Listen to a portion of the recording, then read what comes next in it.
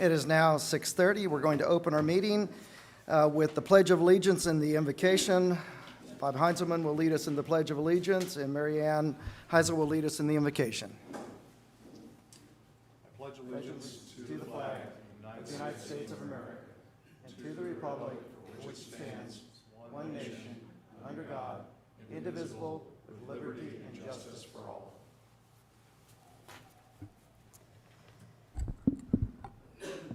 Lord, we are here tonight to do the business of the city. Please be with us as we do that. Please give us your guidance, give us wisdom, and most of all, compassion. Help us to act justly, to love mercy, and to walk humbly with you always. Thank you for the good things you give each and every one of us, and thank you for the struggles and adversities too. In Jesus' name I pray, amen. Amen. Item number 3, citizens to be heard. If you would be ready to speak as the next speaker. Our first speaker is Mike Simpson. If you'll give your full name and your address, he will be followed by Pete Fleischhacker. Good evening, Mike Simpson, 100 Ripple Creek here in Shavano Park. I'd like to address 2 things tonight. First, the campaign promises of development of municipal tract, and 2, the bloviating about whether the posting of a neighborhood watch candidates forum night met the Open Meetings Act requirement. First, we spent a lot of time and treasure talking about the municipal tract here in Shavano Park. The core research results have been disparaged by people who, in my opinion, are unqualified in polling techniques, but appear to have wanted the results to have been different. You can parse the results any way you want to, but there's one indisputable result to be drawn from the survey. There was not a majority of residents of Shavano Park who said they wanted the municipal tract developed. Let me say that again. There was not a majority of residents of Shavano Park who said they wanted the municipal tract developed. If there was no majority opinion to develop it, then why are some politicians campaigning for the incumbents saying that the municipal tract should be developed? I think this speaks for themselves. The results speak for themselves. The majority did not want the tract developed. It's indisputable that there is no majority that favors this. Please listen to the citizens of Shavano Park. Second, Neighborhood Watch sponsored a candidates forum night and invited all candidates for city council to attend. Through coordination with our city manager and our municipal attorney, a notice of possible quorum of the city council was posted that complied with the Opens Meeting Act, according to our attorney, although I admit he wanted it to be much more specific to ensure all the jots and tittles were met. 2 incumbent candidates dodged the event, citing outside attorney's counsel that the agenda did not meet the requirements of the act, and that to show up would violate the act. The city manager consulted our attorney, who opined the notice met the requirements of the act. It also followed almost verbatim the format suggested by the 2014 TML paper, Texas Municipal League paper, on the issue of town halls, a similar event, but not exactly on point, as attorneys would say. The incumbents later attended the Women's Club meet the candidates night with 2 other council members not currently running for an election attended too. The posting for Meet the Candidates night was similar to that of the forum posting, but lacking the breadth of topics of the earlier forum posting. Shouldn't our council rely on the legal opinions provided by our city attorney instead of consulting outside legal advice? I'll stop there. Thank you very much. Have a good evening. Thank you. Charlie, would you, did he speak correctly on your opinion? Yeah, I believe he did, yes. Okay. Next item, Pete Fleischhacker, followed by David Pierce. 3 minutes, huh? My name is Pete Fleischhacker. I live at 113 Saddle Tree Road. I'll tell you a story. At 3 o'clock in the morning, my next door neighbor, sound asleep, is woken up by her dog throwing a fit. She goes to the window, sees a person running away from her front door towards a large white SUV that's sitting in her driveway. Lights out. Long-haired person, gender unknown, gets into the passenger side. No light comes on inside the car when she did, or he did. They sit out there for a while. Meanwhile, of course, my neighbor is dialed 911 for the first time in her life. It takes a little while to get the phone answered, and after that, she's subjected to about a dozen questions. It goes on and on and on. And apparently nothing else is happening except she's having to answer all these questions. Meanwhile, the SUV turns around in her driveway, briefly turns on the lights back off again to see down the driveway apparently, goes down to the bottom of the driveway, sits there probably for another minute or so, and then makes a left turn towards my house with the lights off, turns the lights on briefly to find the driveway, turn them back off again, goes up my driveway all the way to the top, and there she lost sight of the vehicle. A couple of minutes later, the vehicle comes back out again, lights off, goes down to the street, sits there for a little while, and apparently had turned around in my driveway. And makes a left turn, this time lights on, and heads down towards Bob Heinzelman's house. At that point, she lost sight of the car because of all the vegetation. Oh, about another 4 or 5 minutes later, white SUV with lights on, heads down Saddle Tree Road towards Northwest Military. At about the same time, the police vehicle arrives. They cross paths. It's 3 a.m. They were probably the only two vehicles on the planet at that moment. My neighbor has some concerns about this. Her concern is that the policeman came, put lights, shone lights onto her driveway and mine, and then parked in front of her house for a while, and then left. Her problem is, why didn't he check on her? She might have been dead. I have another concern. Two vehicles, the only ones moving in Shavano Park, cross each other. One of them is suspect, the other one is a police vehicle. If he got the right story from the 911 people, why didn't he stop the car? There were the only two cars out there. Anyway, I think my 3 minutes are up. Yep, sorry. I have another story, but I'll do it next time. Thank you very much, Pete. And David, if you'd give your name and address. Yes, sir. My name's David Pierce, 118 Fawn Drive, Mayor. I don't know why they don't call this an alderman meeting. I don't know. I get confused. But anyway, I have a comment about 911 also. I have no problem with the police department. I've always had good interactions with the officers. Anyway, Thursday night between 8:30 and 9, I live on the easement. I have an easement, utility easement running next to my property with an old well, and my neighbor Mark Jackson lives behind me. Anyway, so I heard a bunch of racket out in the easement, so a truck drove up, and I closed the farm gate, so he came and stopped, and then he had to back up and get out of there. In the meantime, I'd called 911 because it wasn't a city vehicle. So I called, and finally 911 answered, and it wasn't that late. And then I had to tell them, the second time, I had to tell them the story.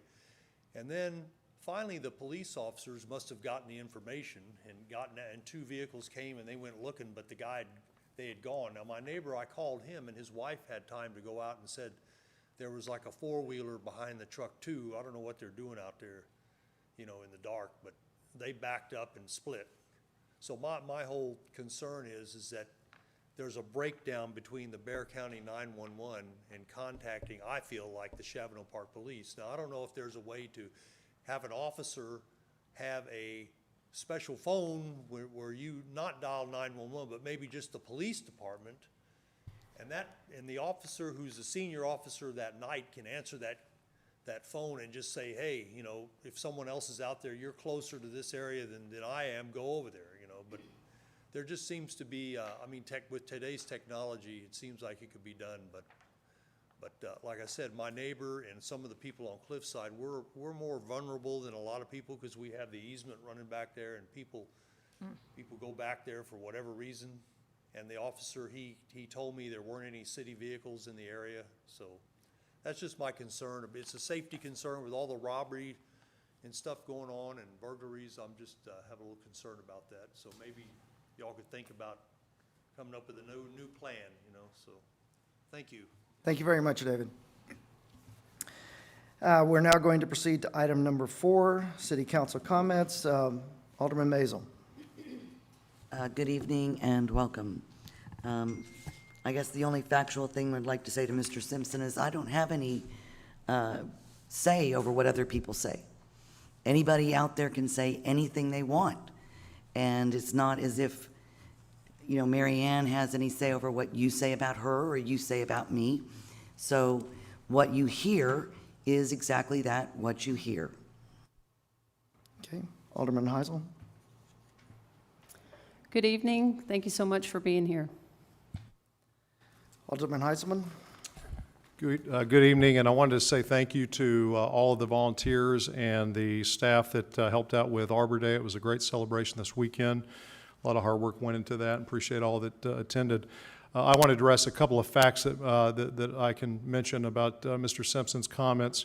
And although I appreciate your legal counsel, Mr. Simpson, I have to look towards people that I can get accurate assessments from. But one of the facts that I will mention is that one is that our city attorney gave an opinion as close to the meeting as Friday to me, and said that I could be in violation, and it was a strong possibility that I could be in violation of attending that meeting if 3 incumbents attended. And I know you're very strict with the rules on TML and Open Meetings Act, so that's something I know it's near and dear to your heart. That was told to me, and an outside attorney that I went to as well that day, that's a municipal attorney, said the same thing. So I have to go on the information that was given to me. You mentioned candidates dodging the meeting. And you mentioned 2, and I think you need to be accurate when you say that, and if you're going to use the word dodging, you need to mention that 3 candidates did not attend that meeting. All 3 were incumbents, and I believe we all didn't attend for the same reasons. Thank you. Alderman Ross. I just want to thank y'all for coming, and I want to say what a great time we had on Saturday. The event was wonderful. Love seeing all the kids. Love the whole butterfly exhibit. I like to see the event growing every year. And I want to thank staff for all the work they did. Thanks. Thank you, Alderman Barrier. Yes, again, welcome to everybody, and I concur with Alderman Heiselman's comments that I thought the event was very well run. I think one thing we may need to do next year is not do it on King William, because I think that may have affected the attendance there with the King William Fair. But anyway, thank you. Thank you very much. Item 5.1 brings us to presentations, commendations, and announcements. Announcements, community picnic. 60th anniversary of Shavano Park happens to be this year. We're going to have a picnic at the Beckmann Quarry, sponsored by Martin Marietta. Everybody has promised a very good time. Randy Whalen was going to make tonight's announcement, but unfortunately Randy, who is the ramrod for all of this every year and such an indispensable part of our community and providing us that service, is unable to be with us. The event is going to open at 4 o'clock. There are children's activities and adults activities. We're going to have a lot of fun out there. We're going to have great Rudy's barbecue. The food will be served at about 4 o'clock in the afternoon. About 5 o'clock in the afternoon. If you want to have alcoholic beverages, I think that those have been accepted in the past, except they're not going to be provided by the city. So if you want to bring something, you need to bring your own. And again, we do thank Martin Marietta for being such a good corporate citizen and sponsoring this for us. Every single year, they have been very generous to our community, and we appreciate the opportunity to come together as a community on your facilities. Thank you very much. The next one is 5.2, recognition, Shavano Park Tree Committee and volunteers, Arbor Day recognition, Mayor Pro Tem Ross. I just wanted to talk about how great it was that this is the first year, this is the second year we did the event, but the first year that the tree committee actually chaired it, and I love the little subcommittee. They came together, they were involved on the day, they were involved through all the committee meetings, and they were really actively participating, and I just want to recognize them and thank them for all the work that they did, and I'm very excited that they've taken over the project. I think we all are. Okay, item 5.3, recognition, Blattman Elementary School Butterfly Poster Contest winners in support of Arbor Day. Alderman Maisel. This year was our first year for a poster contest, and we had a rousing success. You can see the posters outside. Maybe you looked at them when you came in. There was about 120 posters turned in from Blattman. So we'll tell you who the winners were. For Kinder, the first place winner was Kimi Sahangwin. Second place winner was Santiago Sarzo, and third was Shea Camarillo. In first grade, the winner was Kelsey Zimmerman. Second place was Addison Darcourt, and third place was Leona King. In second grade, the first place winner was Caton Montoya. Second place was Avery Wilson, and third place was Ileana Livingston. In third grade, the first place winner was Vanya Havarazi. Second place was Heinrich Zimmerman, and third place was Juliana Torre. In fourth place, the first place winner was Nadia Sangwin. Second place was Gabrielle Carson, and third place was Anna Marie Bailey. In fifth grade, the first place winner was Adriana Rowe. The second place winner was Lizzie Summer, and third was Faith Hart. The grand prize winners were, for third place, Lauren Tyree. Second place was Madeline Dreher, and our first place winner was Jake Bowling. And they were great, and congratulations to all of them. They won everybody won a prize for entering, but the grand prize winner got a $45 gift certificate to American Pizza and a $25 gift certificate to Toy Zone. Want to thank all the parents that participated as well in this process. We got about 110, 115, we got about 90 posters early for the early application. We had drawings for each one of the different classes for students to get a $20 gift card for turning their projects in 5 days early, and we appreciated all those kids participating in that. We also want to extend our thanks to the judges for this event. You look at a project like that, and it's hard to come up with what are the gradations that you need to be considering in a community like this. And I want to thank Katie Fincher, who is Nancy Beulah's daughter, as well as our own Northside Independent School District trustee, Carol Harrell. They did both an excellent job coming in on Friday morning, and I appreciate all their help. Also, I want to thank all of the volunteers from the Tree Committee and the Women's Club who came down here to help us put the posters up in the morning. Not an easy task at that. We're now to item 5.4, recognition, Arbor Day Tree USA recognition. Alderman Maisel. So at the Arbor Day Festival, we received our Tree City USA plaque, which I will share with the mayor.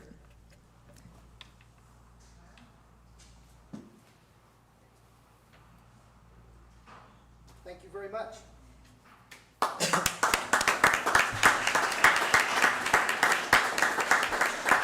You're also going to notice some signs around town that proclaim us a Tree City USA, and we're also going to see a flag flying here at City Hall that designates us as a Tree City USA. So congratulations to the City of Shavano Park, the Tree Committee, and to Brandon and Public Works. Without them and their unfailing work at getting this successfully done, that's who, thank you. Sounds like it. Item 5.5, recognition. Public Works Department for their tremendous around-the-clock work to operate the water system while the elevated water tower was being refurbished and repainted.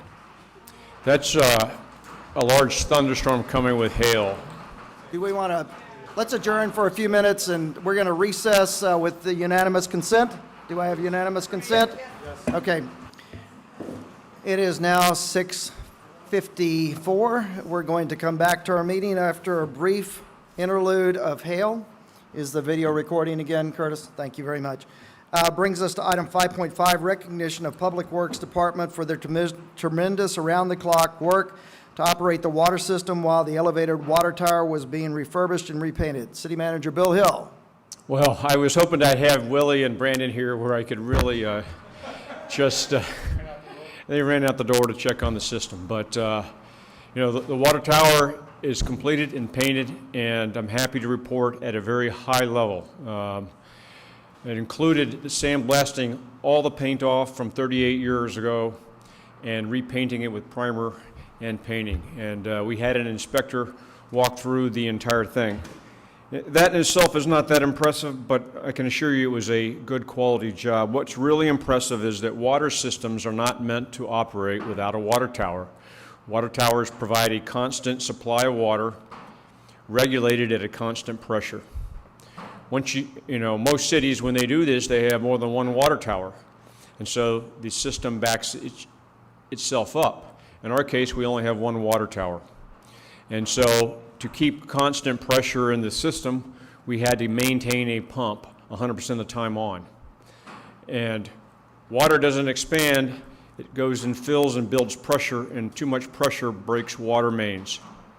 And so we were able to operate 6 weeks without a water tower by maintaining a complicated process in our SCADA, and that's an old system, as you know, but variable frequency drives, transducers, blow-off valves, and a number of meters, pressure meters all across the city. Our staff manned 24/7 and had shifts and constantly did that. So, the danger is if the power goes off on the pumps that are running, within 10 minutes you lose complete pressure of the water system, and there's certain TCEQ regulations which you then have to go into boil water notice, et cetera. So I can tell you that the power went off a couple of times, and our staff, because they were on scene, were able to start up and reset immediately with no issues. So I'm very proud of the staff.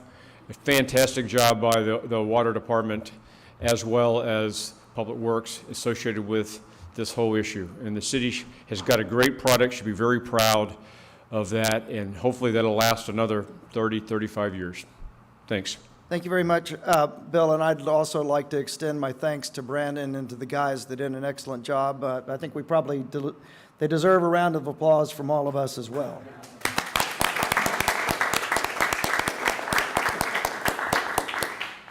Okay, we're now to item 6 of the regular agenda item. I've been advised that for one reason or another that it would be appropriate for us to go to item number 8, the consent agenda. If I can have unanimous consent from the council members to move to item 8, which is our consent agenda item. Do I have the unanimous consent? Yes. Okay. All matters listed under this item are considered routine by the City Council and will be enacted by one motion. There will not be separate discussion on these items. If discussion is desired by any alderman on any item, that item will be removed from the consent agenda and will be considered separately.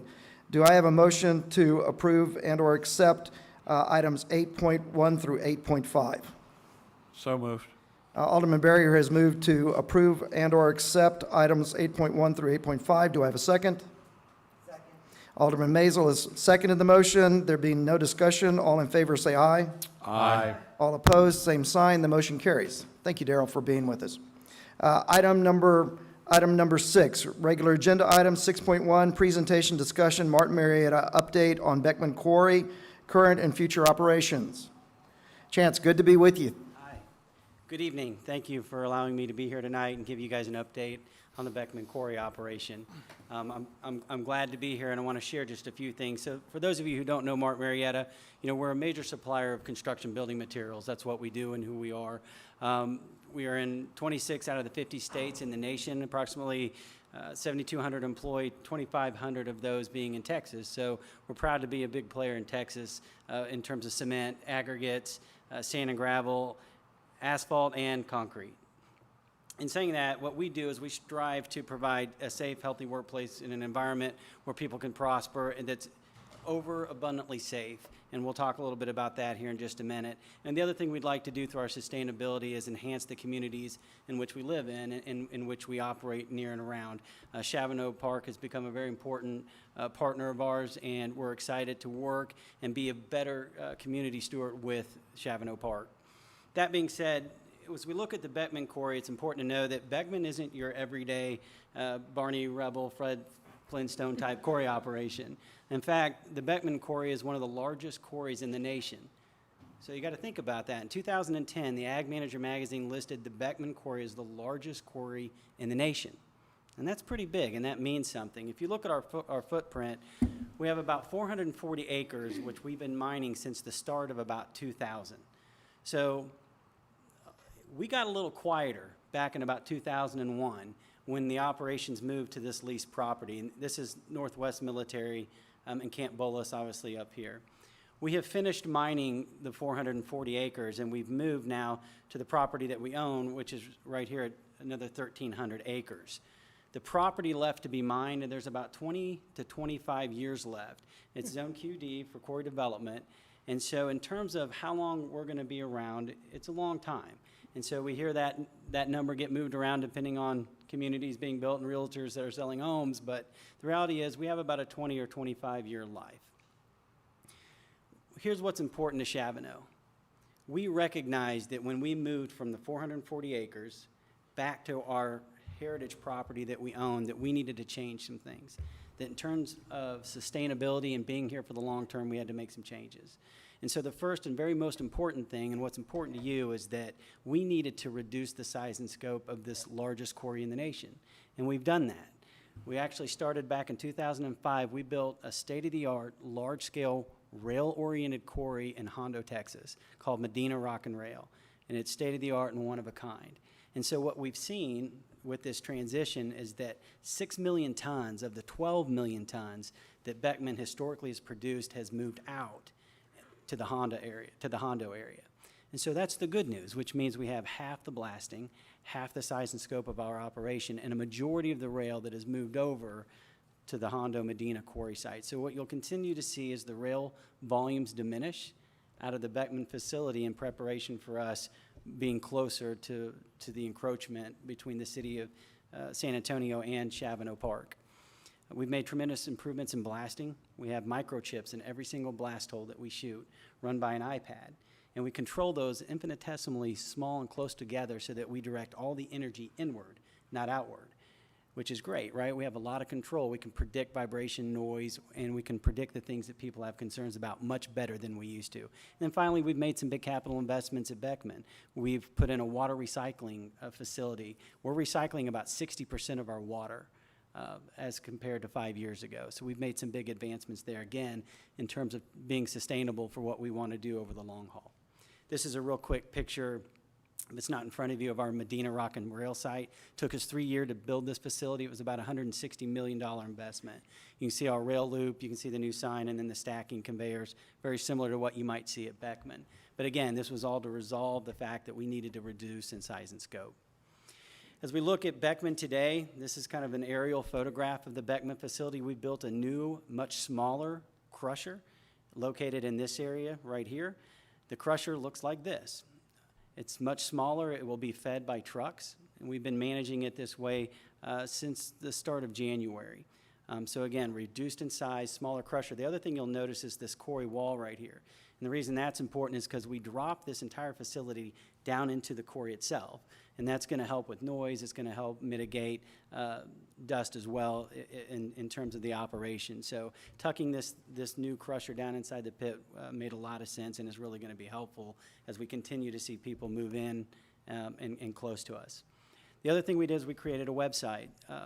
And this is beckmannquarry.com. If you haven't been on it, I welcome people to get on and see. I like this picture because it really demonstrates the amount of encroachment, literally homes being built right up to the face of our quarry operation. But we like to put in there the news, the things that we're doing.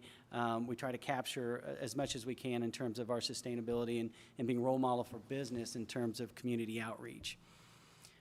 One of the other things that we've done, this is one of the newer things, was the development of the SPCCC team, which is the Shavano Park Community Commitment Committee. And say that fast 3 times and you're doing better than me. But what that committee is about having people located in the neighborhoods of Shavano Park who can present the information, who has our ear very closely, and who we can very transparently share the data around blasting, which seems to be the biggest concern. So we have people, we've educated them on what we measure and what we look at. And what we're trying to do is to make sure that we dispel all the myths and the perceptions about what blasting does and make sure that we have science behind what we're fearful of. And that's what this team has been doing. So we have this team established. I really applaud the effort and the openness of this team because we've met, they've brought concerns, we've talked about it, and we've shared good information, and that's what we want to do. So what do we look at? We really look at 2 things, air overpressure and vibration. And those are the two things that we measure with our seismic monitors, and that's what is going to create concerns around blasting. And as we manage that well, we're doing a really good thing. I wanted to give you some comparisons about what to think about in terms of vibration.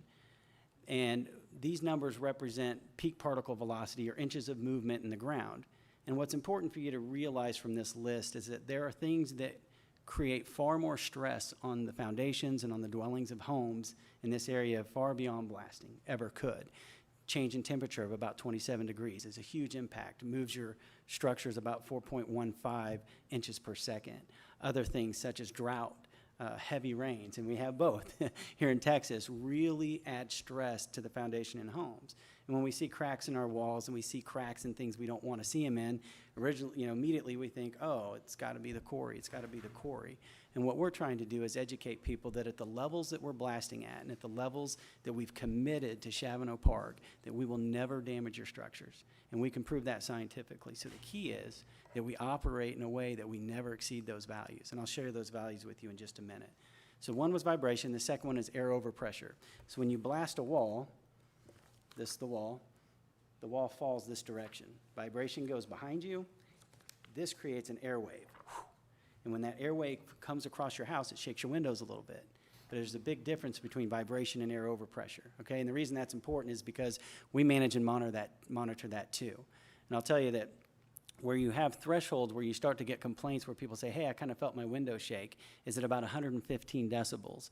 But you cannot create damage with air overpressure until you get into the 151, 171 decibels. That's when you could break a window. And I'm going to share with you our results and where we're committed to being in relation to these numbers that you see up here in just a second. So just real quick, the process, again, we have people who are part of the SPCCC team. We meet with them and the quarry managers, and we give you our full attention.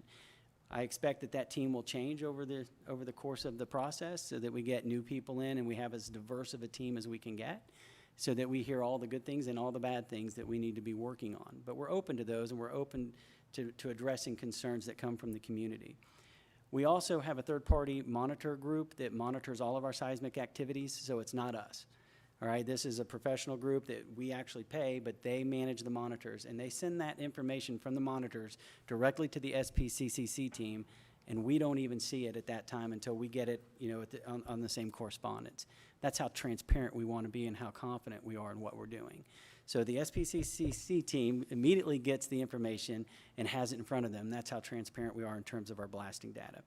If we have an issue with a concerned citizen and it can't be resolved through that communication process, we have a third-party engineer who will go out to the location and provide a structural analysis of the situation. And I will tell you that in all of our years of doing this and having teams such as these exist, it's always another condition, whether it's faulty construction work, water drainage, those types of issues, or changes in the atmosphere in terms of heavy drought and heavy rain that have created the issues. Real quick, another thing that's important is the mine plan. So if you look at the mine plan up on the screen, we're in the process of developing this cut, and you can see that cut is moving towards Shavano Park. Once we've established that cut, we're going to be turning the face and mining the rest of this property over the next 20 years in a westerly direction. And the reason that's important is because, as I showed you with my paper, we have vibration and we have air overpressure. And you can see the direction that the vibration will go, and then you can also see the direction that the air overpressure is going to go. And now it's not that you won't feel it. You're definitely going to feel the quarry because of the proximity.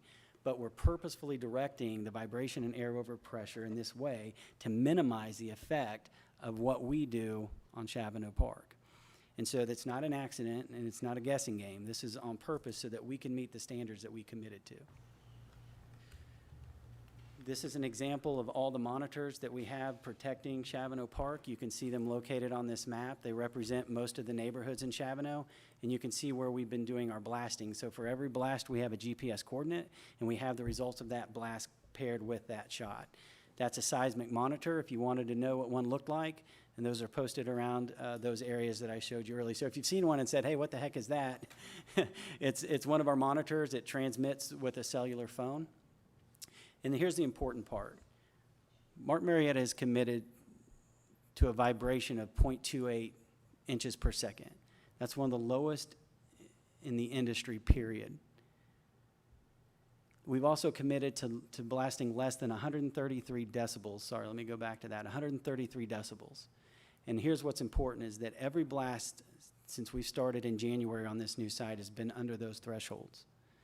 And that's pretty remarkable in terms of how we're managing the business. So what I want the community of Shavano Park to know is that we're very serious when it comes to protecting this community and all of our neighbors.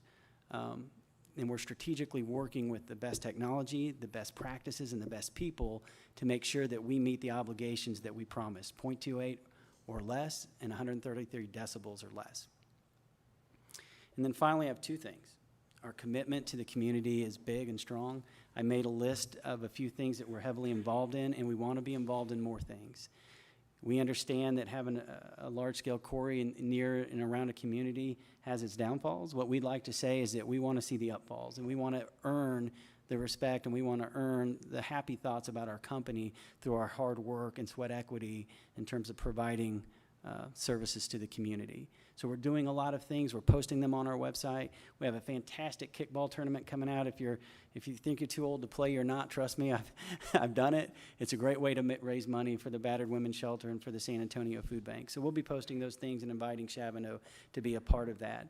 We have our ball fields out at the Beckmann Park. And the reality about Beckmann Park is whether you like us or you don't, it's an amenity that we have that we want to share and we want to open up. So if there's ever a need to use the park, if there's outside of even the annual picnic, it's there and it's for that purpose.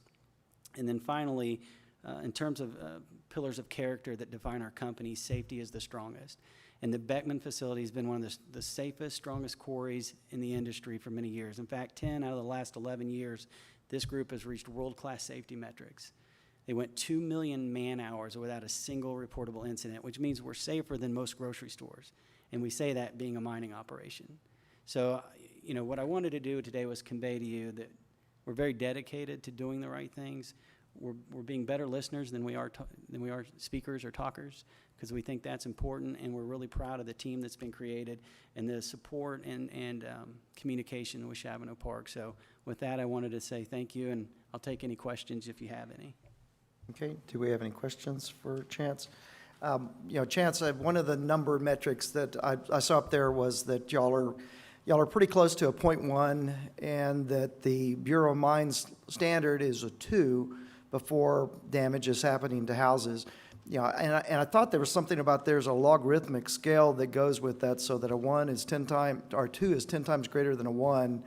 And how does that all work?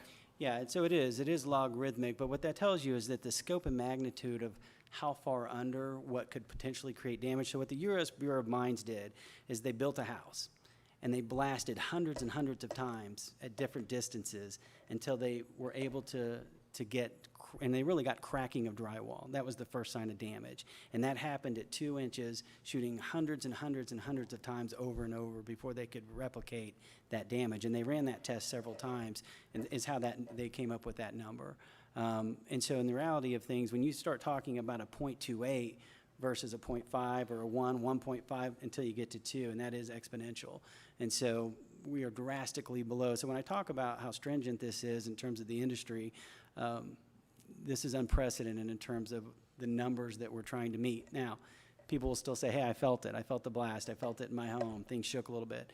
And that's, they're right. They're not lying. Their body, the best seismic detector in the world is your body. The human body can feel vibration better than anything. But the reality is there is a difference between vibration that creates damage and vibration that's just part of life. The monitors we have in Shavano Park, the highest readings we've gotten on those monitors come from thunderstorms. And people accept it because it's a thunderstorm. Oh, that shook my house, that created 1.2 inches per second of stress on my home. Far beyond what I've created at all in terms of what we've done in terms of blasting. But they accept it because it's part of nature to have a thunderstorm that shakes the house. But those are the things we want to communicate and how we want to educate people about the science of blasting and what we do. Okay, thank you very much. Oh, Marianne, I'm sorry. I had a question maybe for the city manager. Chase, great presentation. You're very good at what you do, and it was very informative, so thank you for coming out today. There was a mention about a Shavano Park Community Commitment Committee.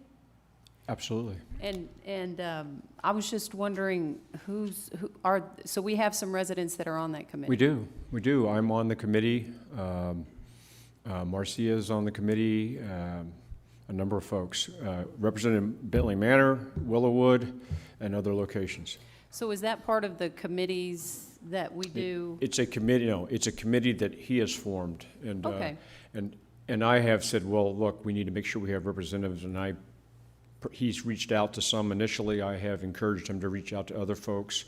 I helped recruit some folks from Willowwood into that, one individual, Okay. as well as Bentley Manor. So how many of them are Shavano Park residents total? 4, at least that I know, and maybe more. Okay. I invited someone from Huntington as well, and they haven't shown up, but. Okay. Okay. On to item 6.2, discussion action, Roadrunner logo survey results. Bill? Yes, the survey was prompted by a couple actions. Number one was, one of the council's goals was to rebrand the city logo. Another push to this was I got a request from Denton Communities. When they're going to be putting signs up in Pond Hill, they wanted to know what emblem that we wanted to use. So I said, hold on to that, let's find out. I came back to council in January and provided some options in terms of a survey. Council's guidance was to do a survey using 3 different options, 3 of the new options plus the old one. You can see the copy of the survey right there. We mailed the survey out. We got a pretty good response. You can go to the results piece. We got a total of 273 response. 75% preferred the old Roadrunner logo, and about 25% preferred a version of the new. So my conclusion is that we should stay with the old. Okay. And one of the items that came out of that bill was, or the impetus toward that was to rebrand the decals that we would be handing out to each one of the citizens in Shavano Park. Do you have a timeline that you're going to give us as far as getting that logo back out to our citizens? I haven't developed a detailed timeline. That's not a difficult task, but needs to be looked at. And I would imagine in the next few months, that'll be something we'll tackle. Okay. Thank you. Does anybody have any questions? Item 6.3, discussion action, ordinance number 2016-005, amending the fiscal year 2015-2016 general fund and water budgets to reflect several unprogrammed increases in revenue and expenses. Bill? These aren't significant changes. Some of them we've already updated the council on, but it's just good business to accurately reflect your budget at this time of the year, and that becomes the base budget for comparing last year's budget when you do your new one. Yeah, I'm going to interrupt you for just a second. Brandon, Willie, y'all missed something that we all did when we were talking about the water tower, and I think we can do it again. Yes.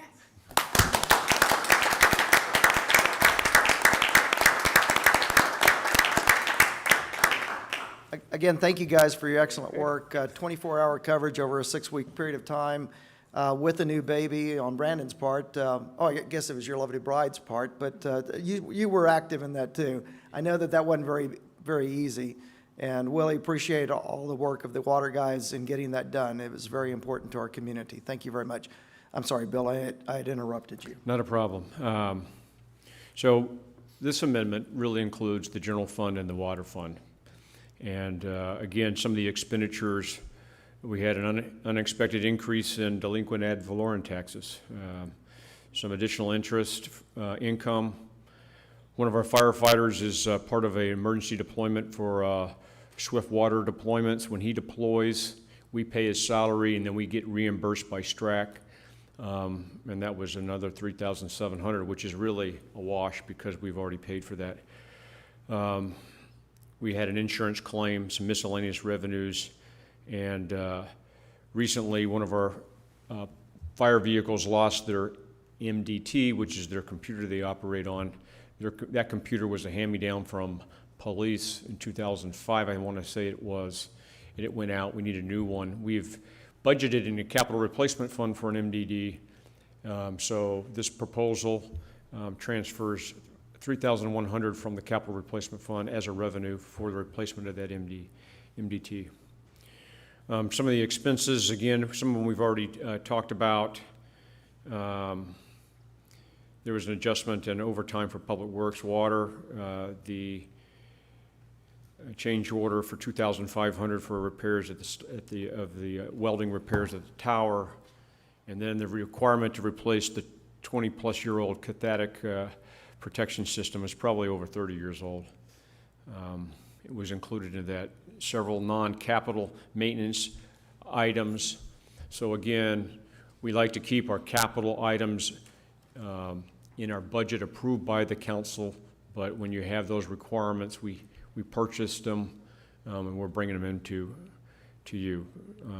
Nothing of great expense, but computers and readers, water readers, things like that, that we consider capital over $1,000. We want to capture that in the budget.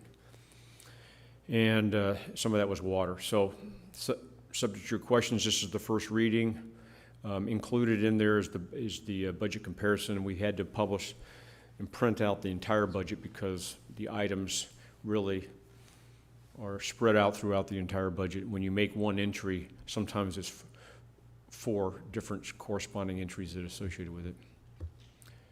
Questions? Do we have any questions from the council members? Okay, do we have a motion to accept it on our first reading with the second reading to follow? So moved. Okay, we have a motion to accept it on our first reading, to proceed to a second meeting at the next meeting. Do we have a second?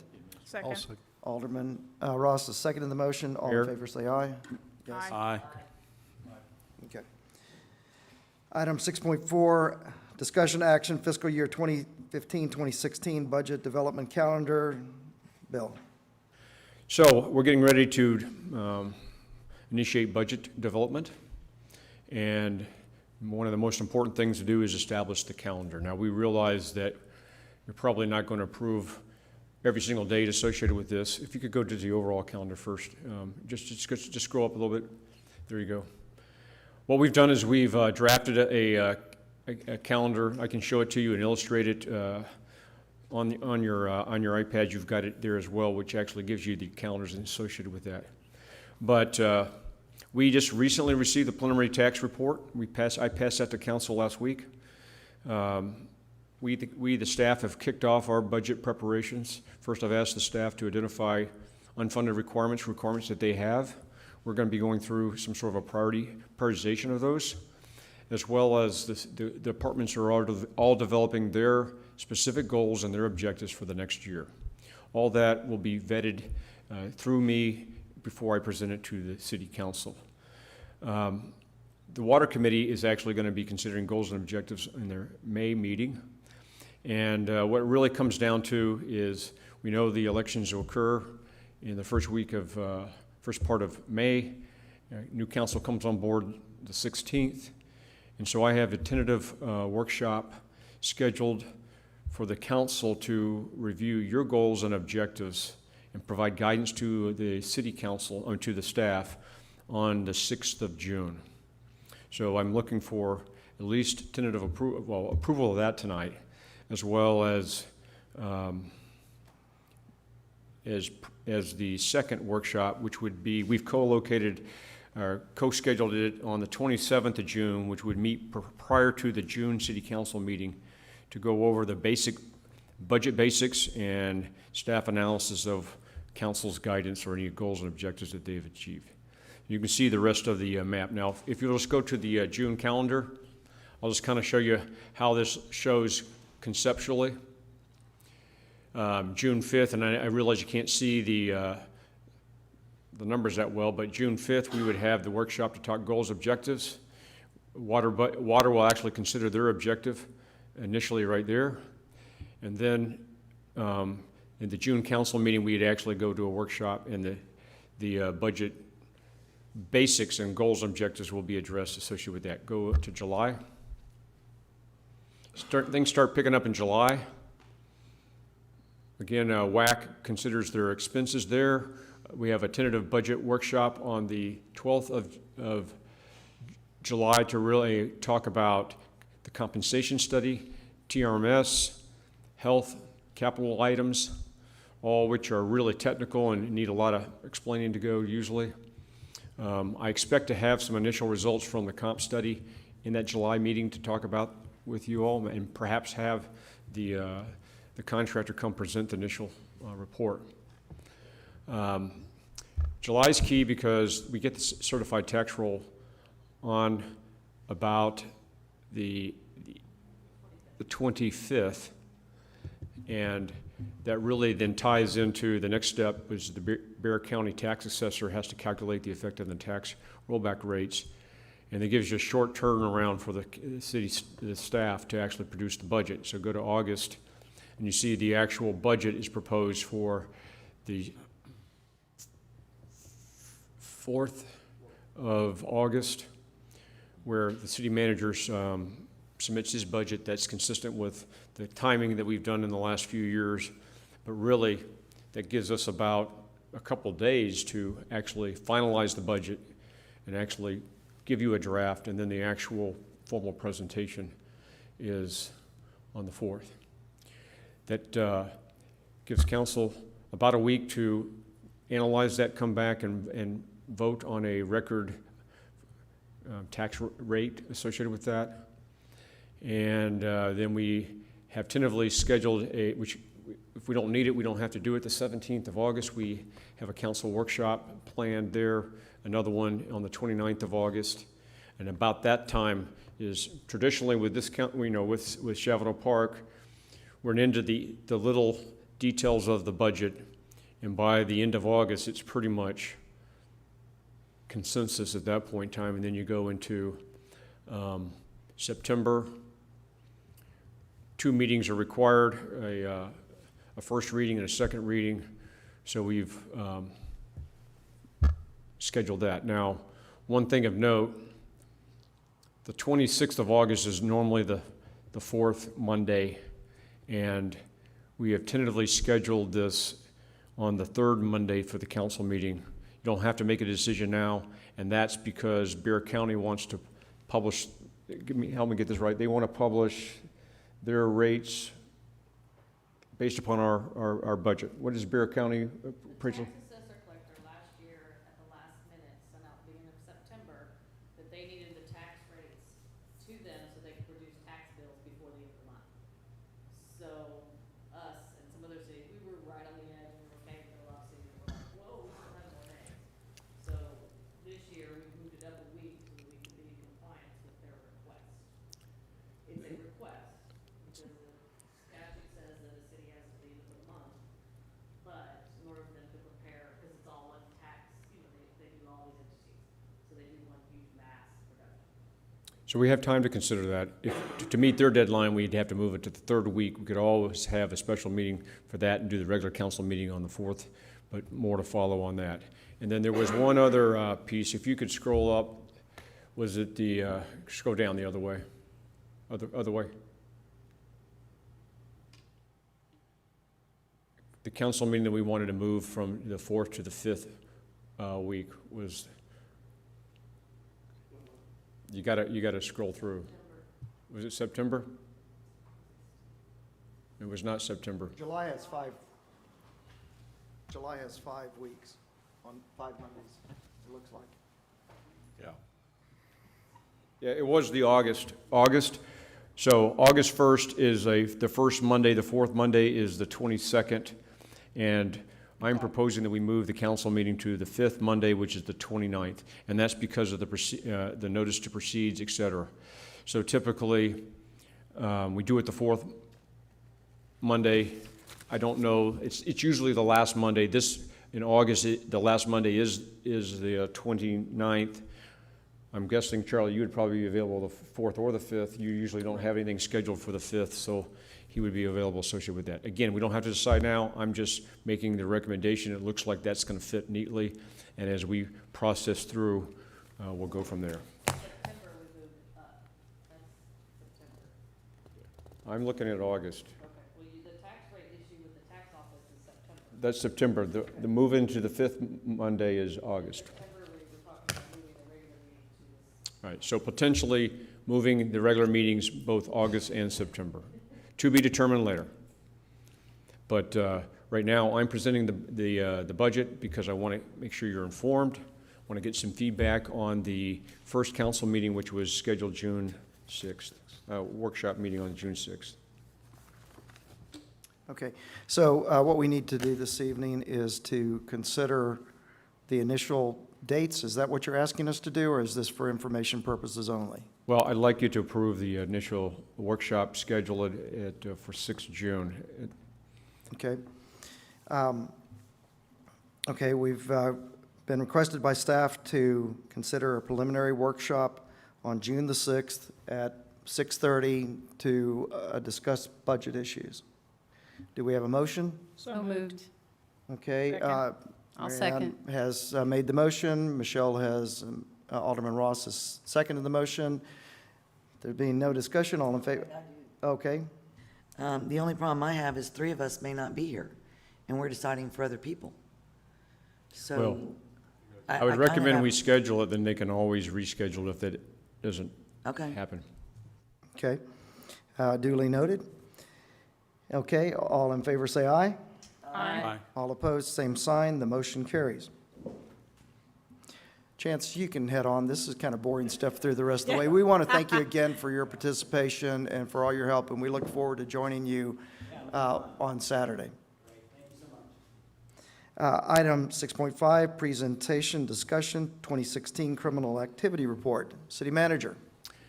Yeah, Alderman Heinzelman requested that we do a review of the 2016 crime to date in comparison to other years. I provided a summary similar to what we've done before.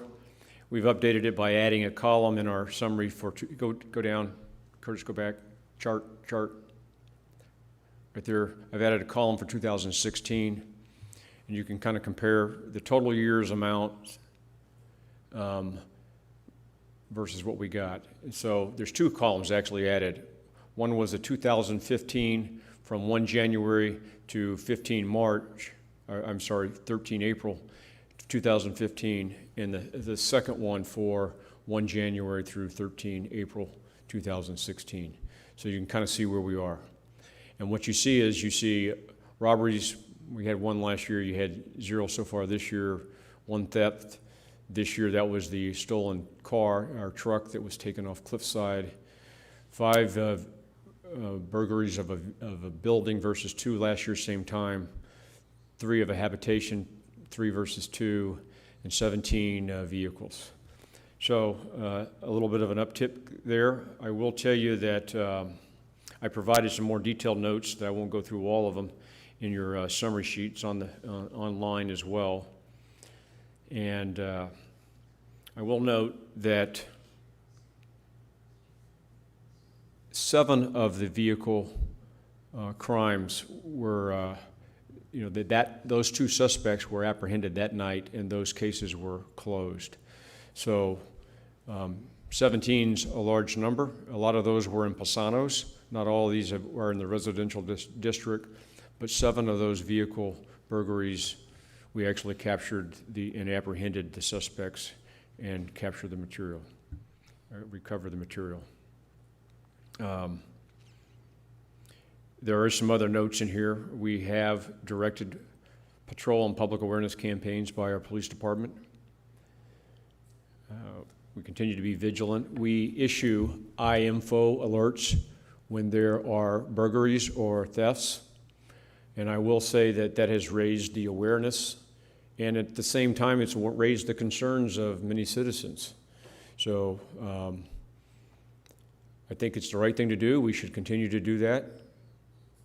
I can't explain why there's a particular slight uptick in the first 4 months this year as there was last year, but the fact of the matter is there was. And we have remained vigilant.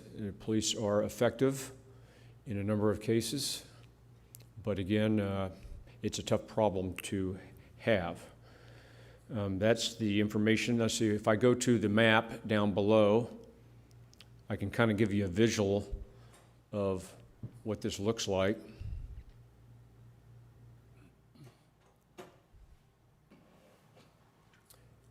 So if color-coded, it's hard to read, but you've got it in your packets. Could you go down a little bit, Curtis? Look at the screen. Go back. Go to the back. I want 2016, and you can see, and I'll just kind of scroll up just a little bit so I can see the bottom of the map. Right here, there's all the incidents that occurred in one night where we captured and apprehended those suspects. So you have a grouping here. There are some other ones that may have occurred after the 13th. Just in comparison, if you just kind of go slowly through 2015, again, a lot in Pisano's. We had a lot that occurred on Mossy Cup, and then there was a series down here, then there was a series at Ripple Creek. These were all one night where you had multiple sheds and vehicles broken into.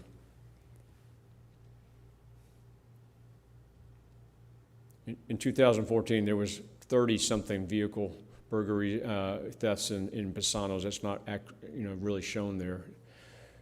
Those thefts have gone down significantly. Our police have been real effective, as well as Pisano's, in dealing with those. Just as a comparison, 2013,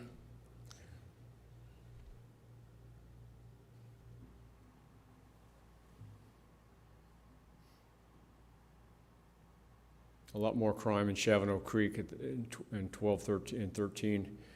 2012 was really the spike of your crime if you've looked at all the stats. 2012, we had double the amount of crime as we had last year in thefts and burglaries. And you can kind of see it's pretty heavy in here.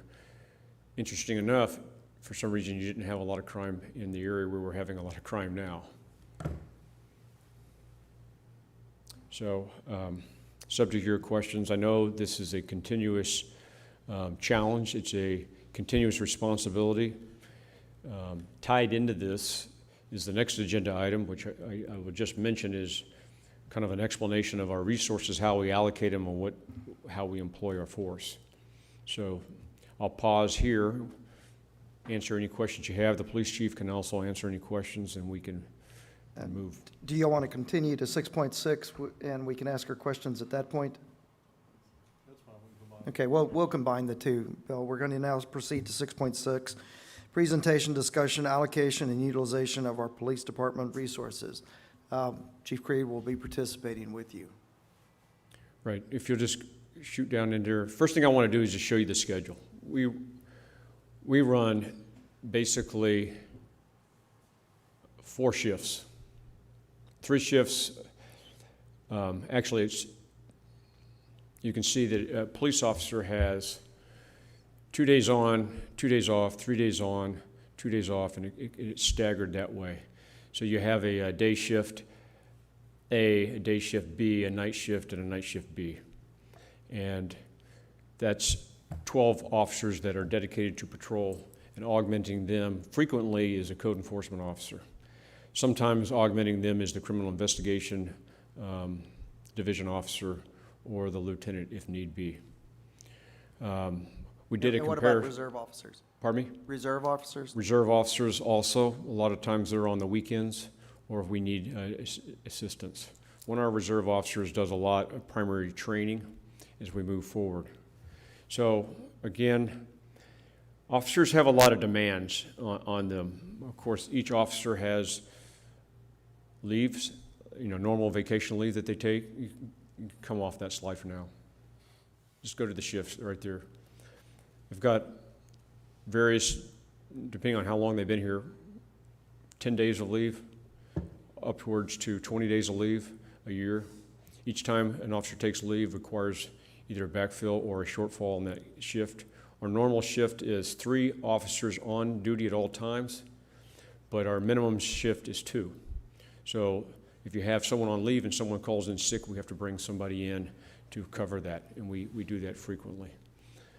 So you have sick leave as well. Our officers are mostly young. A lot of them have young wives that are having babies. We have one on maternity leave right now. We had another one that was on maternity leave for a couple weeks here last month. Anytime you have a gap in your police officer force, someone resigns and they go to a different police force, we have to go through a hiring process, which sometimes takes between 4 and 6 weeks.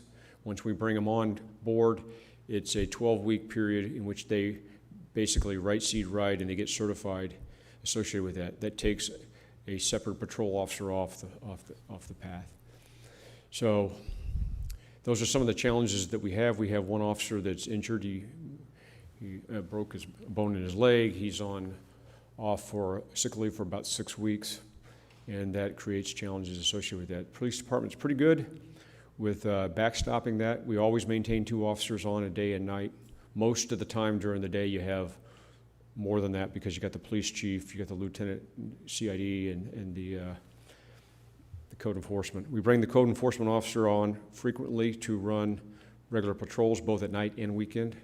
So he probably spends a third of his time at least doing normal police duties not associated with code enforcement. If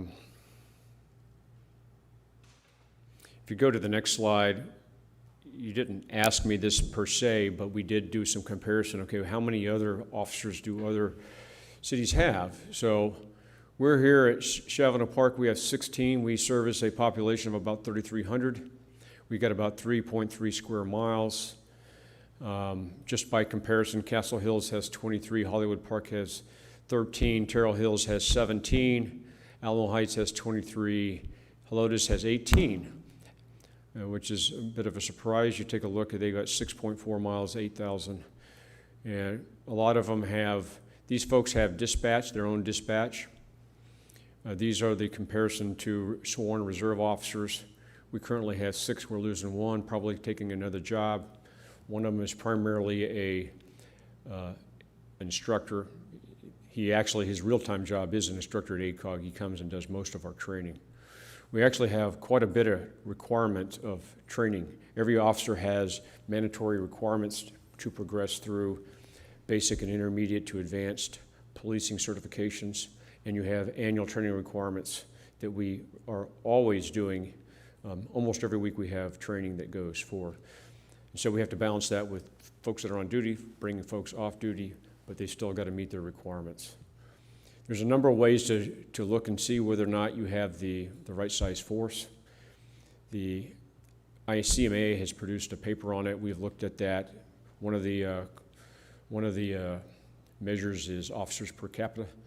It's really not recommended. I mean, ICMA, TCMA, the police, everyone recommends against using that because you can't really draw clear conclusions on that. Another one is task analysis based upon the number of calls that you get. By the way, the number per capita, I think, that is recommended is something like 1 per 400. An average is 1 per 1,000 capita. Lower is better. Some surveys talk about task analysis and the number of calls, and 60% of the time should not be used on answering calls, 911 calls, directed calls. We're probably at less than 10% of our calls are actually as a result of a 911 or a non-emergency call. We typically get somewhere between 2 and 4 calls a day that are to the police, and so that in itself is not a good metric as well. There's other ways to analyze it. 60%. There's a 60% rule. Again, we far exceed that. The elephant in the room is we're having these burglaries and thefts that occur in our sheds and our homes and our vehicles, and we don't like it. It's uncomfortable. It's unacceptable, and it is a challenge. And we know that it's a widespread problem across the entire city. We have employed various community policing techniques. We're always looking for more effective ones. We've got the city broken into 6 grids. A officer is assigned each day to a particular grid associated with that. I spent some time with Sergeant Page. Sergeant Page recently He's been with us about 6 years, but he's been filling in as the interim lieutenant. He was a sergeant, so he just started that new duty, so he's got a unique perspective as to being a shift sergeant in both day and night. I also asked them to look at the number of miles driven per day per vehicle. And I would tell you the median is somewhere about 65 to 80. Highest being 103 miles by an officer on a particular day. Another one being 20. So, you know, I had a conversation, what does that mean? His comment was, hey, my miles daily vary. Depends on call to call, and if you have an extremely busy day, you're not going to have as many miles. Also, miles is not a good indicator. And I asked the police chief how many miles we have in the city, somewhere about 28 to 30. So round up to about, if you're counting every cul-de-sac and every mile. So again, mileage, if that's the metric, is easily manipulated by the officer. He can sit all night and then take a few laps around 1604 and burn up his mileage if that's what we're looking at. But we didn't tell him what we were doing. We just kind of looked at what the mileage that I've got of data here. I didn't put it in a chart, but it shows completely different varying degrees by officer of miles based upon the day that they've looked at. One officer had 2 3-day shifts. One day he was 16 miles. The officer called, went home sick, a couple hours into the shift. Next time, officer had 88, then 101, 56, 54, and 86. So again, I know they're out on the streets patrolling. One of the things Sergeant Page says is, unlike other police departments, our policemen are a jack of all trades. They're not highway, they're not just investigative or traffic or criminal prevention. They do all of them. They patrol, they investigate, they do traffic, they criminal prevention, they do crisis intervention, mental health.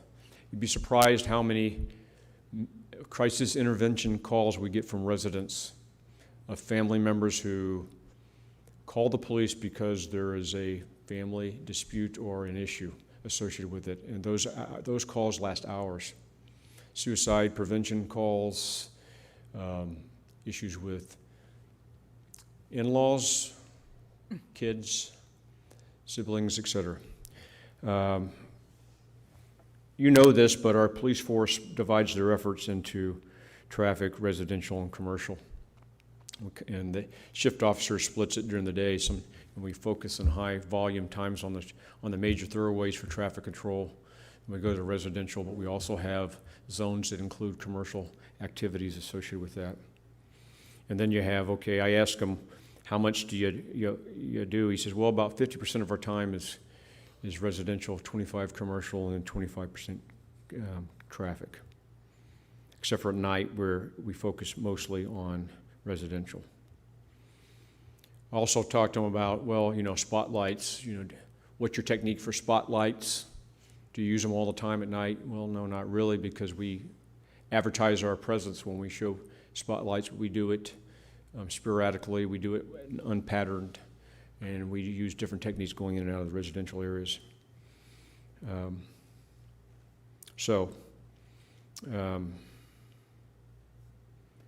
That's some initial reports. I'm not sure, Alderman Heinzelman, if that answered all your questions. I thought it would at least get the conversation started. I will also just say that, I heard a couple of residents talk about dispatch. Dispatch is one of the hardest challenges that a city can do. When I talk to my peers associated with dispatch, they rotate through dispatch folks more regularly than they rotate through anything else. And quality control of dispatch is a significant challenge with them and a significant cost to the city, hundreds of thousands of dollars, which we work with Bear County right now at no cost. So I think they provide a pretty good service. It's not perfect, and there's certainly challenge times where there may be delays and there may be questioning. We've had this conversation before where it's really, really, really a bad idea to call the police sergeants. They don't react, and there's some legal ramifications to just calling them on the phone and having them respond to a suspicious vehicle or something else. a lot of reasons why we need it to go through dispatch. And Police Chief can talk about that if you have any questions for him. Okay. Is there a consensus to proceed to discussion on items 6.5 and 6.6? Okay, there's a consensus to proceed to discussion. We're going to open the floor up to questions from the council members. Bob?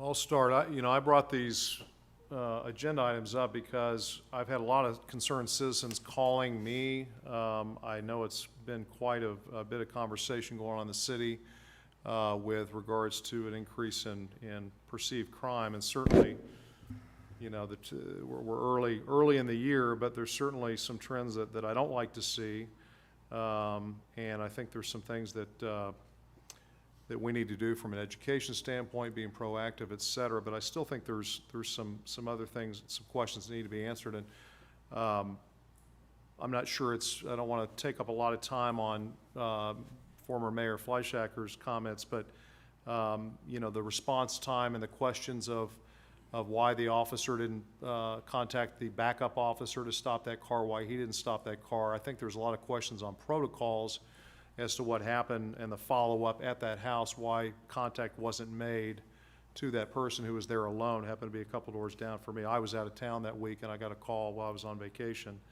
regarding that. But I think the overall theme, and the reason I brought this as an agenda item, and we're not going to solve everything tonight, so I don't expect to do that, but I think we need to look at the way we approach crime in the city a little differently than we have in the past. I think our city has changed dramatically in its makeup. You now have 2 brand-new neighborhoods that are gated, that are continuing to build out. We have a lot of construction workers in town. I just heard over the weekend that in Bentley Manor, one of the the community post office boxes was broken into and mail was stolen from that. Don't know if that's reflected on here yet. I don't know what category. I wanted to ask what category that actually comes under, but there's a lot of construction going on now in Bentley Manor again. We have commercial buildings that we didn't used to have. We have retail that we didn't used to have.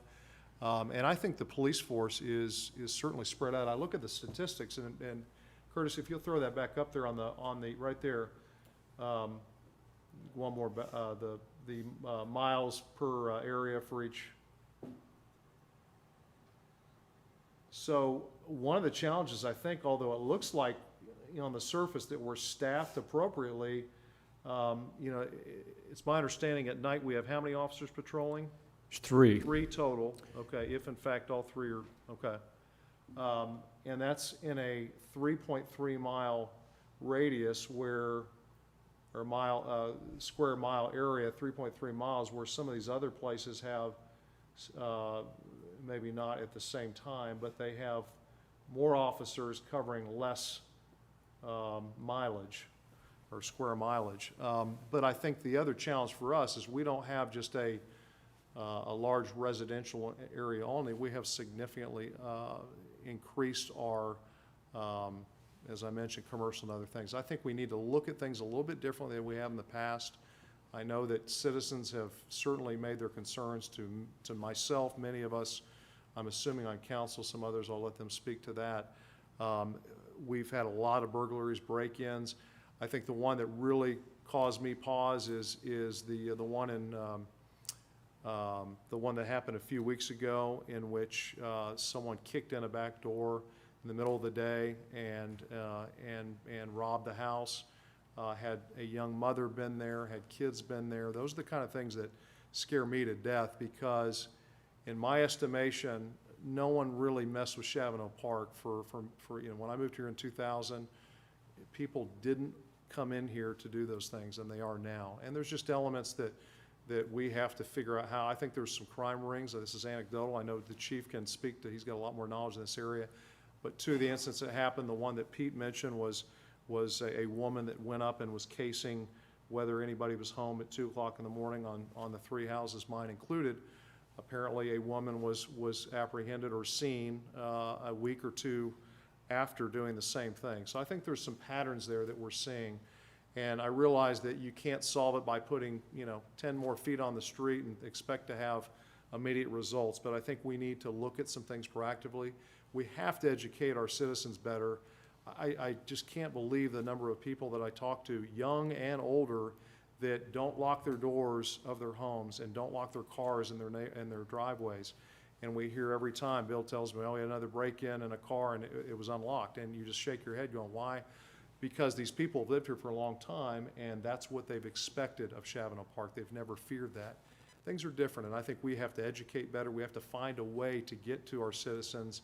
I don't think we're optimizing that, although we are doing some good things. I think the chief has put the Coffee with a Cop. I think that's been a great program, and we need to do more things like that. So can't solve everything at night, but that's why I put this on the agenda, because I'm concerned.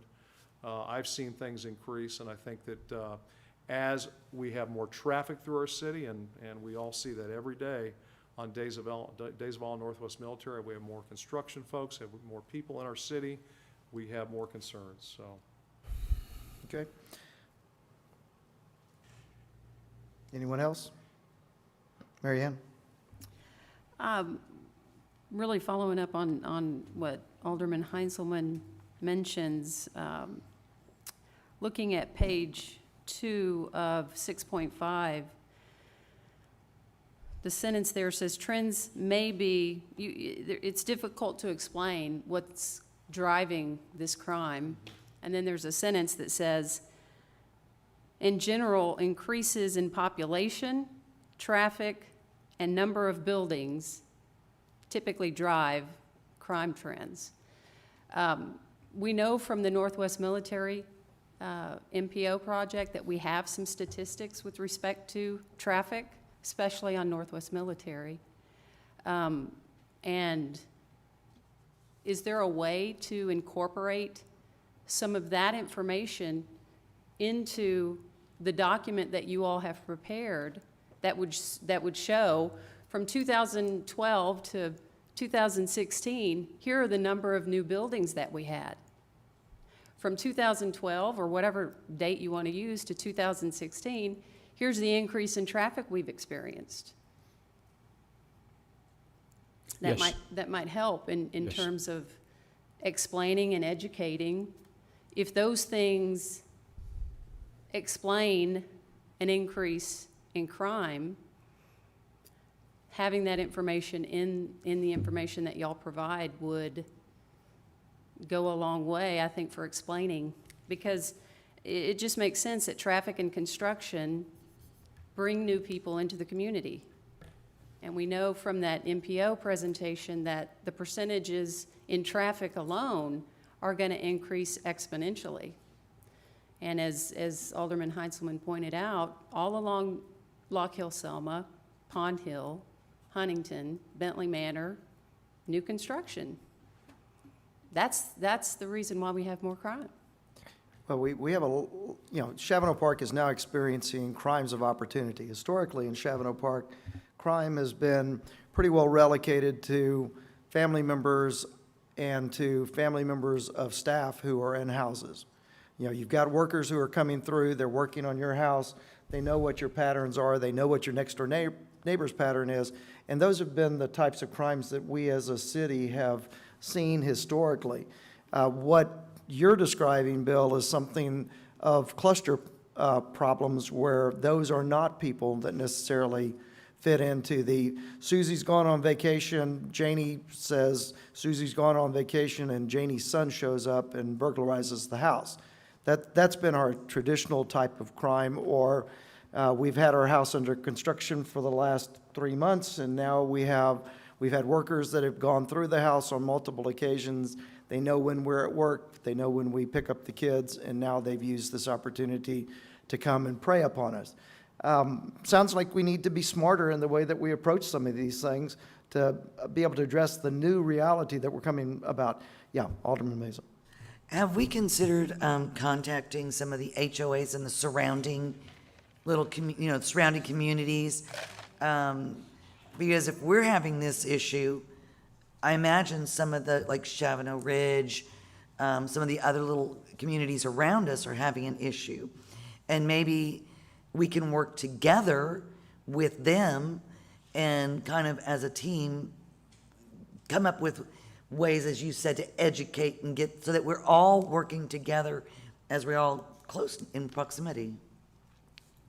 Okay. We can certainly contact them and work with them, raise awareness. I've seen, on Nextdoor, I've seen some collaboration going on. It's hard to get organized. HOAs probably don't have access to all the police reports or wouldn't know everything that's going on, but we can certainly touch base with them. Okay. Do we have any other comments, Alderman Ross? So I guess at the budget process, we're going to discuss if we need more staffing or something. Well, I talked with the police chief. If you want to come up and talk that, Chief. We haven't concluded that we need more staffing. It's something that we may want to consider. I mean, we've had a number of conversations, Chief and I, along with Sergeant Page, and I probably ought to pass it to him. There's been no indication so far that more personnel would fix what's broke. We're utilizing the personnel that we have right now with the best practices we know to use. We're staying in contact with the Prue Division, which is San Antonio's Police Department division that works this area, trying to keep in touch with them as to what trends are going on. We've discovered that with that, crime's up all over. It's not just us. We're not in the middle of it, but we are a part of it. West Side and East Side, both San Antonio, have got some really disturbing numbers. Now, one of the things that I could encourage you to do, if you chose to, is go to the San Antonio Police Department website. There's a link to a thing called Raids Online. This is a map depiction of crimes. It's a crime map of crimes that have taken place all over the city. You can focus it in on any portion of the city of San Antonio you choose. It does not show Shavano Park. We keep our own numbers. But if you focus in on the area, especially to the south and east of Shavano Park, we're dodging the bullet. That's the only way I know to put it. I'm seeing those numbers and I'm going, whoa. Thank goodness they're going somewhere else. We must be doing something right because we're not seeing rapes. We're not seeing the robberies that they're seeing. We're not seeing near the number of break-ins in the areas, and just crimes across the board, not just south and east of Shavano Park, but all around us. The numbers concern the life out of me for the simple fact, if it's close to us, it could move this way. And I'm steadily trying to keep an eye toward, okay, what can we do to keep these people at bay? What can we do to bulletproof our city so that these things do not happen here? I can't control so much what happens in San Antonio. I can't even control some of the things that happen in Shavano Park, but we can proactively act towards trying to keep these people that are doing these other crimes somewhere else. I don't know that there's any specific indication by what you would see on the Raids Online map that says Shavano Park Police are doing a good job. With that in mind, it causes me a great deal of concern for San Antonio's police department, though. Alderman Ross? Is there any correlation between crime increasing in our city when we have 2 on shift versus 3? I've not seen anything that would indicate as such. And you look at the numbers, and of course, all crime is personal. People are victimized, and anytime one of our friends or neighbors is a victim, each one of us bleeds a little bit for that. As a community, if you look at the growth of our community and you look back over the statistical trend over the period from 2012 coming forward to 2016, we probably actually have a lower trend than San Antonio or any communities in the area. But that doesn't mean that the 17 break-ins on vehicles don't have an impact on our community, and that we don't want to do whatever we can that is reasonable to stop that. We're always looking for suggestions from any point that would give us a better idea of what we might be able to do. Now, there are some things that obviously that we can do. Some things we're already doing. There are things sometimes that are so outside the box, honestly, we didn't think about them. And if somebody comes up and throws a good suggestion into our hat, we have no problem whatsoever in running with it, even if it's just to see if it works. The police officers of your city are such that every time they answer a call of a burglary or a theft or a stolen car, anything like that, and most of them would probably be considered on some facets as non-preventable. These officers take it personally, especially if they're working that district that day. They take it personally, and they up their ante on trying to do whatever they can to keep these bad guys at bay. Now, obviously, we catch some. We can count those. The ones that we do not catch, the ones that we prevent, we have no metric for that. And we can only thank goodness that, well, okay, we didn't get hit today. One suggestion to think about would be the mailboxes. If my count, and I was working on this before I came to the meeting tonight, it looks like over the past 6 months, we've had about 4, maybe 5, we call them criminal mischiefs. We never know if anything's stolen. We have yet to have anything reported stolen from any of the mailboxes. So the Postal Service says, well, they tore up our stuff. We're going to take the stuff back to the post office and secure it until we can get people's stuff to them. Even those, I was talking to the postal delivery person the other day, and he said, well, they hit our station the other day, and of course, y'all have got nothing going on here comparing to the west side. He says, this is the time of the year that they're hitting. He says, IRS checks are coming back in, and we go down the street and we're taking as much mail back to the post office as we're delivering because we have to secure the things. So being cognizant of that, we're trying to take some proactive steps, maybe seeing if we can't use some photographic video things that will allow us to do it if the setups are right, and making moves toward that. Won't prevent it maybe, but if we can catch a couple of people doing this, maybe we can put the stop to it over here. Okay. Other than that, proactive patrol is the best way that we know how to do it. And let me tell you, these guys, they're hungry to catch these bad guys. They're all sitting there going, well, I want to do it because I want the mayor to thank me. So. Okay, very good. Bob? So Chief, you made the comment that that you didn't think staffing was an issue right now. In light of the things that we talked about with the increase, I mean, you now have 3 senior homes that you're going to have to take calls from, and of course, Mike and his crew are going to have to do that with the fire department as well. You're patrolling Huntington, the gated communities. You have to go in and out, which are a little more difficult. You've got more retail coming. We've got another restaurant coming. We've got commercial now down the access road of 1604. You believe, looking forward, that the increase in the officers' day-to-day responsibilities and the mileage that they need to put on their cars in order to access these places, and there's only 2 or 3 of them at any given time, do you believe that we are where we need to be? For now, yes. If I had to look ahead a year, 18 months, I would simply have to monitor the trends as they're coming up. For instance, I know we've got more traffic coming through town than we did 8-10 months ago when they finished Wurzbach. Any day you drive down Days of Olive between the hours of 3 and 6, Wooden Man could tell you that, it's a problem. You look at Northwest Military in the morning and in the evening. We didn't used to have a significant rush hour. I look out my window at 7:45 in the morning, and there's cars backed up beyond the parking lot entrance.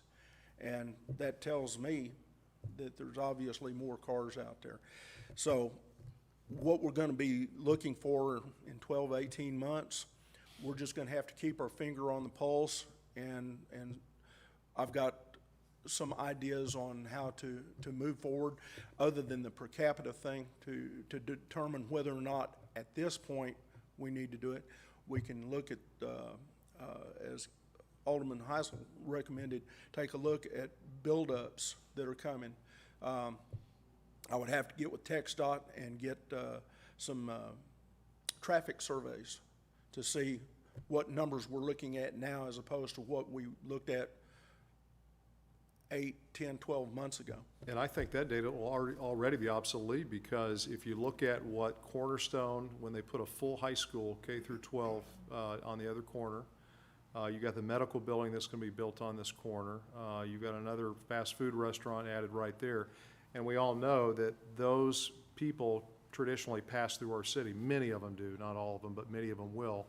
And as you mentioned with Wurzbach Parkway, people are looking for ways to come through our city to get away from that. So I think that, you know, we need to look at that data, and I think Alderman Maisel had a very good suggestion, but I think that data always seems to be obsolete or behind, and I think we need to look forward, because that's gonna create, along with all the apartments, which I didn't mention, on the other side, we have a nightmare on our hands coming, and you guys are gonna be, in my opinion, overwhelmed dealing with all the people, just the traffic coming through our city, much less trying to deal with the crime, which brings me to my last question. I know we didn't ask you to do this, but I know there's been some questions about the percentage of tickets written. Yes. That percentage has been down over the last year or so from what I remember. Do we know, do you know what those trends are now? I didn't ask you to prepare They're that. right, they run currently between 32 and 39% citations okay. to warnings. In talking with some of the other cities in the area, that seems to be about the norm. They tend to write about the same unless they've got a traffic unit. If they've got a dedicated traffic unit that does nothing but traffic enforcement, you'll see those numbers climb a little bit. And last thing, I understand we do have the trailer that's gonna be coming soon, sooner than later. I've been told that it's due in May the 18th. I've also been told that it may be as early as May the 8th. Okay. Called today, and they said they may be able to get it to us as early as the first week in May. Okay. Okay. Anybody else have any comments or questions? Alan? Yes, Chief, the one thing I noticed with the mailbox, the community mailbox break-in over the weekend, they targeted the outgoing mail. Has that usually been the trend, that the community boxes? I know they're easier to pop open because they've got the slot for the outgoing mail, and they can just put something in there and pull it out. San Antonio has been experiencing the inbound mail being hit because they're looking for the Internal Revenue Service return checks. That's the speculation from the postal inspector. As far as getting the outbound mail, Could it be checks written to the IRS? there's no telling. I mean, Yeah, and there may not ever be anything in there. I know well, I there never might not put be anything anything in to it. It may just have, you know, somebody got a new screwdriver for Christmas or something, and they've decided to go out and see what they can find because, I don't know, what some of these people do as far as making sense just defies my belief sometimes. So I just kind of, some of it I just wait and see what they're going to do next. Other than that, I try to note what they're doing and see if they've got a trend going to it, and see if we can't give them another place to do it, or maybe another place to learn a new trade. Okay, thank you very much. No further questions. Thank you, Chief Creed. Thank you, Bill. We're now going to, with unanimous consent, continue on to item number 7. All matters listed under item 7 are considered routine by the City Council and will only be considered at the request of one or more aldermen. Coincident with each item listed, discussion will generally occur. We have items 7.1 through 7.6. Does anybody want to pull one of those to discuss before we proceed to item 6.7 so that we can release our staff for the evening? Okay. Consensus is that we're going to, that item 7 is complete, and we're now going to proceed to item 6.7. Discussion, action, review of the city manager, possible executive session pursuant to Texas Government Code 551074, personnel matters, Texas Government Code, Section 55107, consultation with attorney. Do I have a motion to adjourn to executive session? So moved. Alderman Ross has made a motion to adjourn to executive session. Do I have a second? Second? Alderman Heinzelman has seconded the motion. All in favor say aye. Aye. All opposed, same sign. We are going to, we are now going to close the regular session of our meeting. It is now 8:17, and we're going to proceed to executive session. It is now 9:50. We have returned from executive session. There were no votes taken. There were no decisions made. I'm sorry.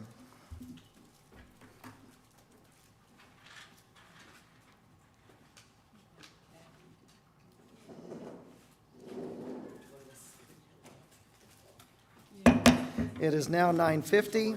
We're returning from executive session. There were no decisions made. There were no votes taken. We are now to item number 9 on the agenda. Do we have a motion to I adjourn? move we adjourn. We have a motion from Alderman Maisel to adjourn. Do we have a second? Alderman Barrier has seconded the motion. All in favor, say aye. Aye. All opposed, same sign. The motion carries. Well, not the latest.